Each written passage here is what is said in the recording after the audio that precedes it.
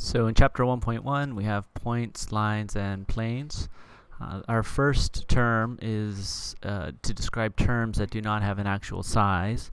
These terms are best described using examples and descriptions, and these are undefined terms. Undefined terms. And in geometry, these undefined terms are like the basic foundational concepts upon which we build everything else, right?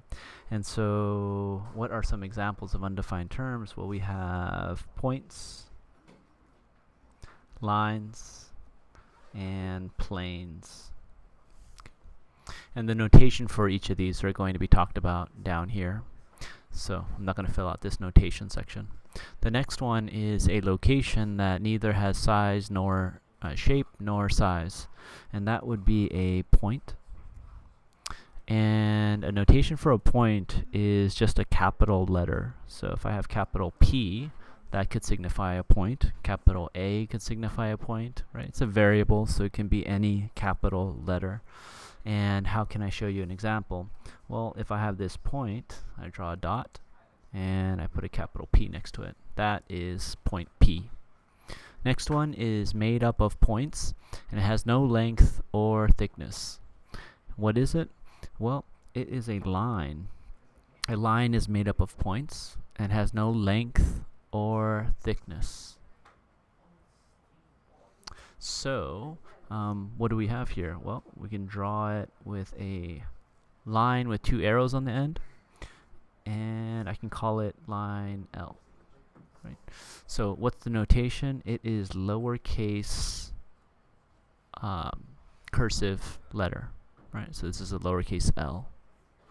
We can also signify a line by using 2 points on the line. So if I had point A here and point B here, then I could also say AB with a little line and 2 arrows on the top. The next vocabulary word is a flat surface made up of points that extends infinitely in all directions. There's exactly one plane through any 3 points that are not on the same line. So this one here is a plane. A plane. And what's the notation for a plane? It is cursive. However, in this case, it's an uppercase cursive letter, signifies a plane. And how can I show you a plane in a drawing? It is a slanted parallelogram looking figure, like so. And then in one of the corners, we're going to put the name of the plane. So here's a cursive P, just like I have here. Right? So this here would be plane P. Plane P. All right. Now we have points that lie on the same line, and these are collinear. And so what does co mean? Co means together or with, right? Like a company is a bunch of people that work together to make money. And so co is together, and we have the base, the root of the word is line, so together on the same line. Right? So points that lie on the same line are collinear. And the way we note that is we say point A and B are collinear. Like so. Got to write it out. Point A and B are collinear.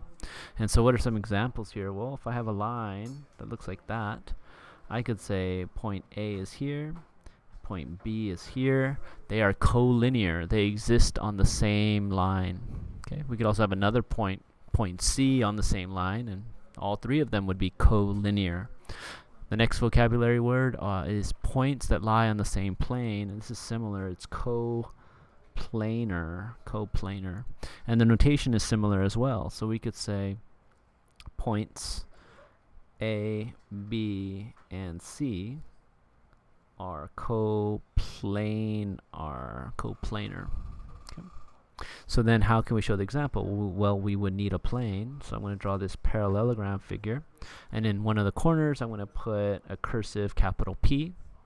And then I'm going to put point A, point B, and point C right there. And we could see that A, B, and C all lie in plane P, right, signified by the cursive letter.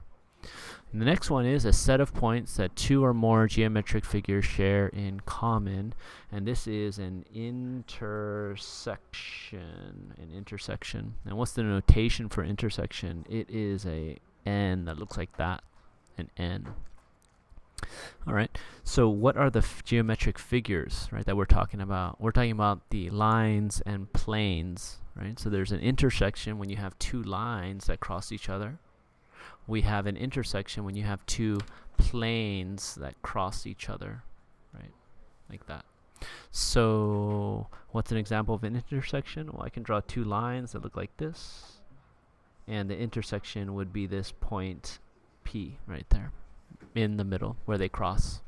Okay, the last one is a boundless three-dimensional set of all points, and this is space, right?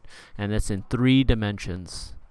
So we have a x-axis, a y-axis, but we also have a z-axis that gives us that 3rd dimension. And there's no notation for space, and it's also hard to write an example for space.